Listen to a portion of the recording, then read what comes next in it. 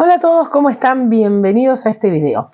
Hoy vamos a empezar con nuestro curso de primeros auxilios. Ya hablamos de lo que era cuerpo humano, ahora vamos a arrancar directamente con lo que viene a ser primeros auxilios.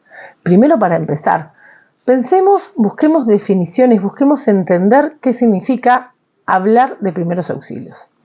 ¿Cuál es la finalidad de primeros auxilios? Es intentar que una persona accidentada, que una víctima, se mantenga con vida o con las lesiones mínimas posibles.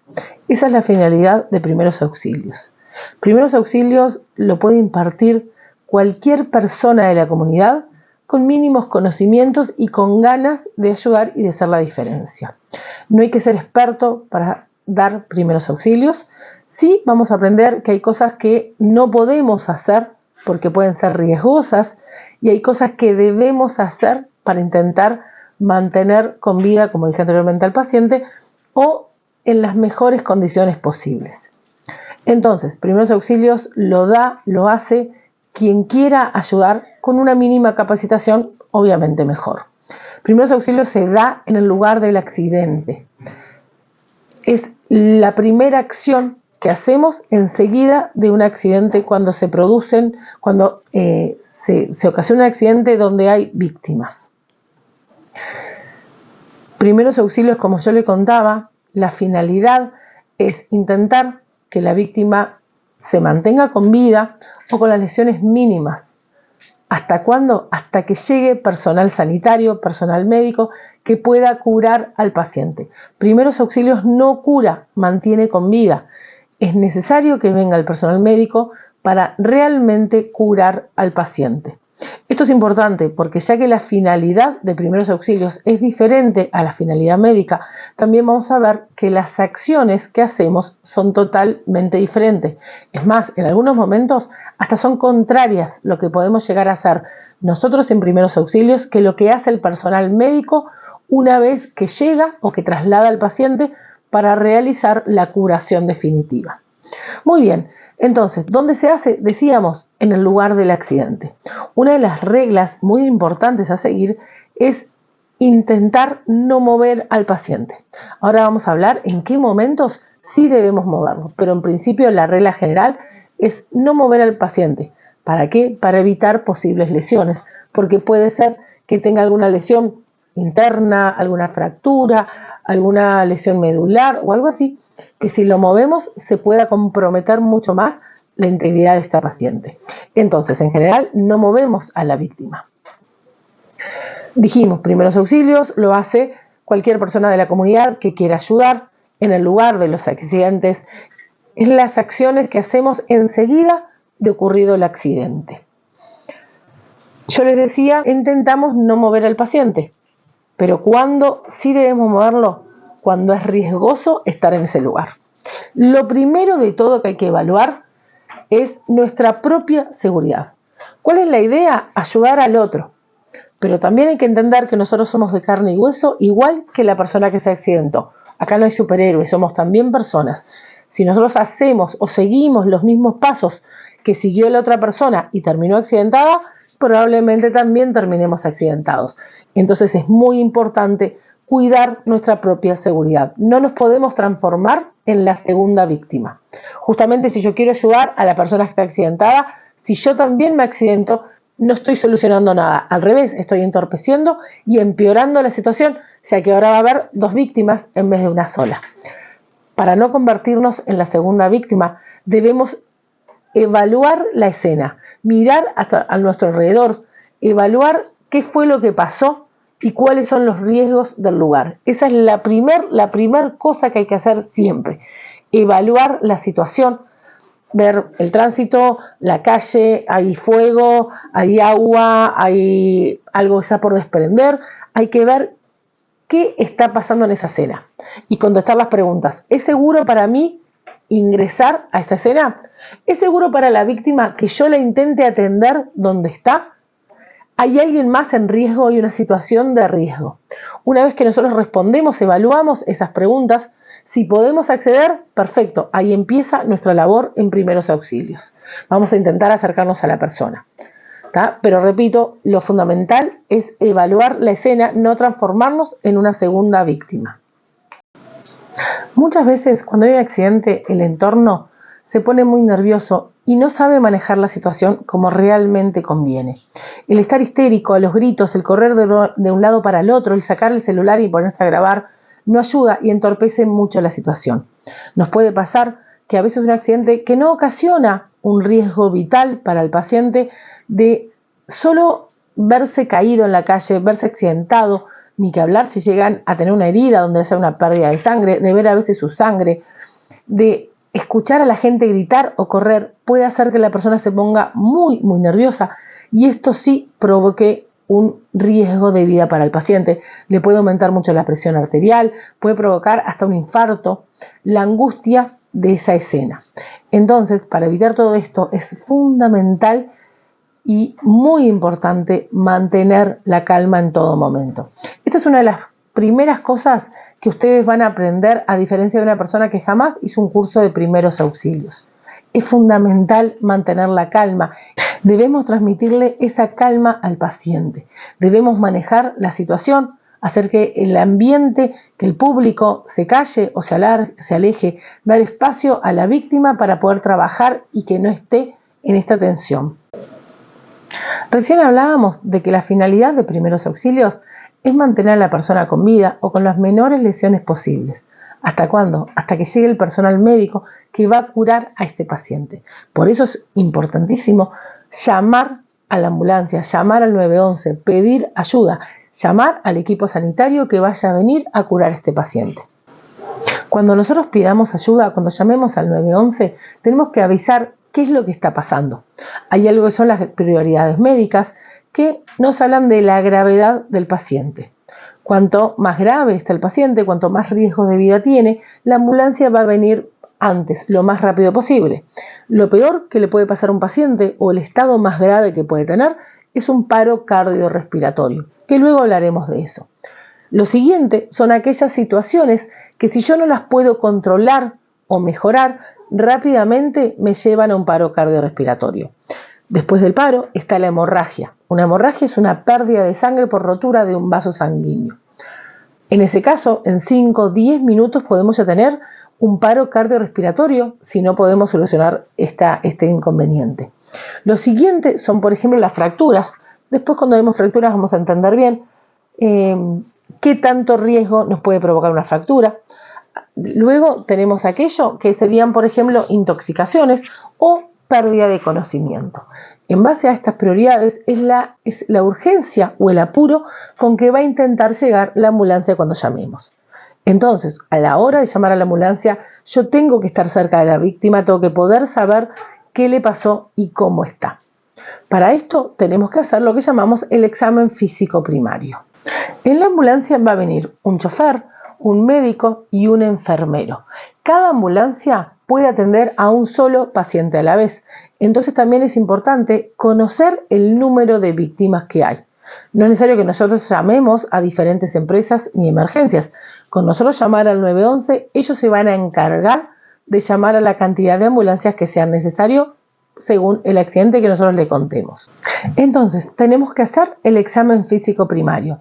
¿En qué consiste? En saber qué tan grave o no está el paciente. Lo primero que tenemos que ver cuando nos vamos acercando a la víctima, ya vamos viendo la posición del cuerpo, si tiene hemorragias que se vean a simple vista o no, si tiene objetos clavados o incrustados en su cuerpo. Una vez que nos acercamos, lo primero que vamos a ver es el estado de conciencia. ¿Está despierto? ¿Reacciona? ¿Nos habla? ¿Nos mira? ¿Se puede mover? En caso de que el paciente no reaccione, vamos a intentar hablarle para despertarlo. Señor, señora, ¿cómo está? Lo podemos mover suavemente desde acá para ver si reacciona. Si la persona no reacciona, sabemos que está inconsciente. Si está inconsciente, tenemos dos grandes incógnitas. ¿El paciente está desmayado o está en un paro cardiorrespiratorio? ¿Cuál es la diferencia entre uno y otro? Los signos vitales. ¿Tiene signos vitales? Está inconsciente, está desmayado. Ya vamos a intentar ver o descifrar por qué. No tiene signos vitales, está en un paro cardiorrespiratorio. Recuerden que el paro cardiorrespiratorio es la emergencia máxima. Debemos actuar muy rápidamente, tenemos pocos minutos para realmente ser efectivos. Ya vamos a ver eso con tiempo. Ahora, volviendo al principio. Llegamos, vemos la posición de su cuerpo, le intentamos hablar, vemos si responde sacudiéndolo lentamente. Si no responde, está inconsciente. ¿Está en paro o está desmayado inconsciente? Dijimos la diferencia, los signos vitales. Como ya hablamos en otras oportunidades, nosotros tenemos dos signos vitales. El pulso, o sea, el corazón, y la respiración. Recuerden que el pulso en una situación de emergencia puede llegar a ser dificultoso de encontrar. No lo estoy encontrando, tiene un pulso muy bajito y no lo siento, estoy yo nerviosa o realmente la persona no tiene pulso y está en paro cardíaco. Eso nos puede llevar varios minutos intentar buscar o descifrar. Entonces el pulso en estos momentos nos olvidamos de él. ¿Qué hacemos? Buscamos la respiración, el otro signo vital. Recuerden, como ya les enseñé antes, que el corazón y los pulmones, si bien son sistemas independientes, trabajan muy coordinadamente. Si uno para o deja de trabajar, el otro también lo va a hacer automáticamente. No importa cuál empiece, no importa dónde esté el problema. Si uno de los sistemas deja de trabajar, el otro lo va a acompañar. Entonces nos orientamos únicamente a la respiración y con eso sabemos cómo también está el otro signo vital. O sea, si un paciente no respira, tampoco va a funcionar su corazón, tampoco va a tener latido cardíaco y no va a estar funcionando su corazón. Por eso hablamos de un paro cardiorrespiratorio. Ambos sistemas trabajan conjuntamente. ¿Cómo buscamos la respiración? Con algo que llamamos MES. Vamos a hacer la maniobra del MES. Mirar, escuchar y sentir si la persona respira. Nosotros nos vamos a arrodillar arriba de la persona, colocando nuestra cara arriba de la cara de la víctima. Vamos a estar mirando hacia el tronco, hacia el tórax, a ver si tiene movimientos respiratorios. Miro el tórax de la persona a ver si se mueve cuando respira. Si tenemos alguna duda, podemos apoyar suavemente nuestra mano y sentimos si nos mueve o no. Escuchar. Yo voy a tener mi cara apoyada sobre la cara de la víctima. Voy a escuchar si tiene ruidos respiratorios. Y sentir con mi cachete, también sobre la cara de la víctima, voy a estar sintiendo si me sopla el aire o no. Si el aire que él respira me pega o no. Mirar, escuchar y sentir si la víctima respira. Podemos tener duda tal vez en alguno de estos 3 puntos, pero seguramente los otros 2 los vamos a ver o descartar muy fácilmente. En un par de segundos nosotros podemos verificar certeramente si la persona respira o no respira. Si está respirando, está inconsciente, está desmayado. Si no respira, está en un paro cardiorrespiratorio. Ahora sí, ya podemos llamar a emergencias. Ya sabemos cómo está el paciente. Si está, dijimos, la emergencia máxima en un paro cardiorrespiratorio, si está inconsciente o si está consciente. Si está consciente, bueno, como dijimos al principio, vamos a buscar hemorragias, vamos a buscar alguna fractura evidente, alguna posición del cuerpo anormal. Si la persona coopera, obviamente, y habla con nosotros, vamos a hablar cómo se siente, qué le duele. Siempre, recordemos, intentamos no mover a la víctima. Con esta información que ya tenemos, estamos en condiciones de llamar a emergencias. Vamos a informarle nuestro nombre, dónde estamos, qué pasó, cómo fue el accidente, cuántas víctimas hay y, como dijimos, la situación de cada una de estas personas. Empezamos siempre por las víctimas más graves y vamos descartando las diferentes lesiones. Importante, nunca cortamos el teléfono, nunca cortamos la comunicación con emergencias. ¿Por qué? Porque primero, la situación de la víctima puede cambiar, puede empeorar y necesitamos comunicar este cambio. O también nos pueden guiar qué es lo que tenemos que hacer si estamos un poco nerviosos o no sabemos cómo manejarnos. También puede pasar que la ambulancia no sepa cómo llegar hasta nosotros o no nos encuentre. Entonces así podemos guiarlos. Lo ideal es poner manos libres. Entonces nosotros estamos totalmente libres físicamente para poder actuar. Si estamos con alguien alrededor, le pedimos a alguien que llame a 911, que se quede al lado nuestro, pero que otra persona se encargue del llamado. Así nosotros podemos concentrarnos y enfocarnos en la víctima.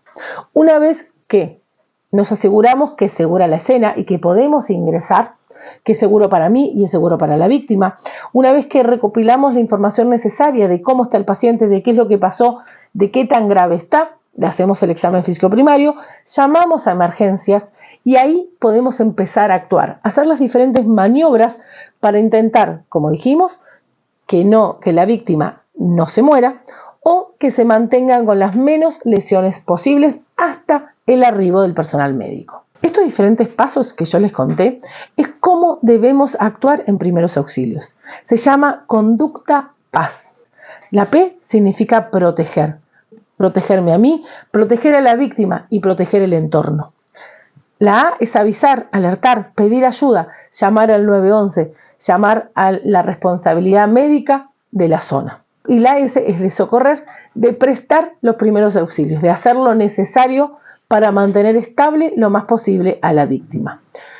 Primeros auxilios no es actuar a lo loco, es actuar con calma, pensar un poquito, bajar la pelota, tomar un segundo y evaluar la situación.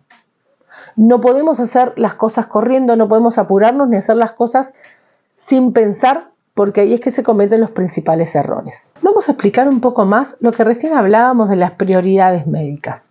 Lo que nosotros decimos el triage es esta evaluación o diferenciación, esta distinción de qué tan grave está el paciente. Principalmente si tenemos más de una víctima, ¿a quién atendemos primero? ¿Qué es lo que le tenemos que decir a la ambulancia? ¿Con qué velocidad esta ambulancia va a venir? Una de las formas que tenemos de hacer es una mnemotecnia, lo que se llama SHORT. Cada letra significa una de las variables que vamos a buscar en el paciente. La S que vemos acá significa si la persona sale caminando.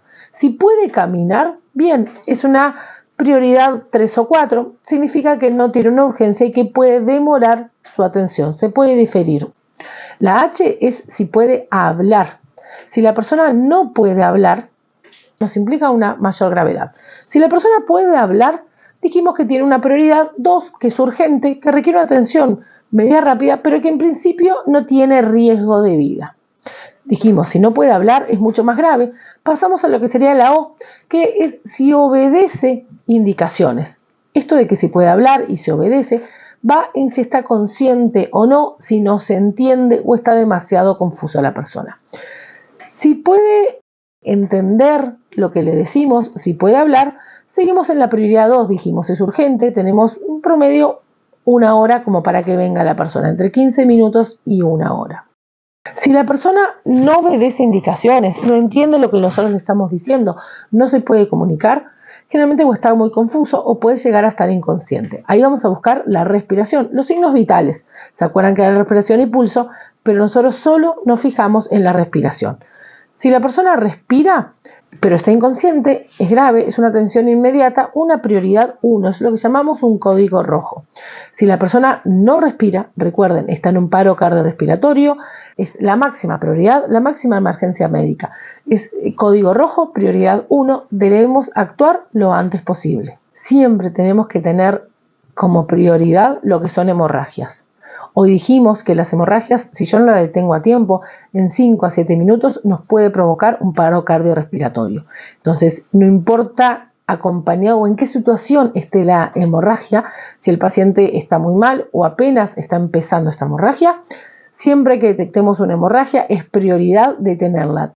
Dijimos, código 1 es cuando el paciente está lo más grave, está generalmente en un paro cardiorrespiratorio o a punto de entrar a él. Necesitamos hacer una resucitación, un masaje cardíaco, el procedimiento de RCP, que ya vamos a aprender a hacer. Tenemos prioridad y actuación inmediata. El código 2, seguimos en emergencia, se supone que el paciente debe ser atendido entre los 10 y los 15 minutos enseguida que nosotros detectamos las situaciones. Ya un código 3 o un código amarillo, hablamos de una urgencia, tenemos más o menos 1 hora para poder actuar. Ya un código 4, código verde, en promedio son hasta cerca de 2 horas que puede diferirse la actuación médica. Con todo lo que aprendimos hoy, con toda esta información que recabamos, con esta llamada de emergencia, estamos listos para empezar a actuar. En base a lo que descubrimos, en base a la llamada a emergencias, es que vamos a empezar nuestras acciones mientras llega el personal médico. Recuerden cosas muy importantes, mantener siempre la calma. No importa la situación, no importa la gravedad. Si nosotros mantenemos la calma, así ayudamos muchísimo al paciente. Mantener la calma, actuar con calma, actuar serenos, nunca a lo loco. Sobre todo, nunca abandonar al paciente, nunca abandonar a esta víctima. Nosotros somos el todo para esa persona mientras no llega la emergencia médica. Debemos acompañarnos y quedarnos con él hasta que llegue el personal médico. Ahí entregamos al paciente. Y así, en estos próximos videos vamos a aprender qué hacer o qué no hacer en cada accidente, en cada situación de emergencia. Siempre podemos hacer la diferencia en estas personas. Muchas veces podemos hacer la diferencia realmente entre la vida y la muerte del paciente o entre una lesión simple o una recuperación mucho más prolongada y complicada. Muchas veces hay que hacer cosas, pero la gran mayoría de las veces vamos a evitar que otros hagan determinadas cosas que pueden poner en riesgo la vida del paciente. Nos seguimos viendo. Hasta luego.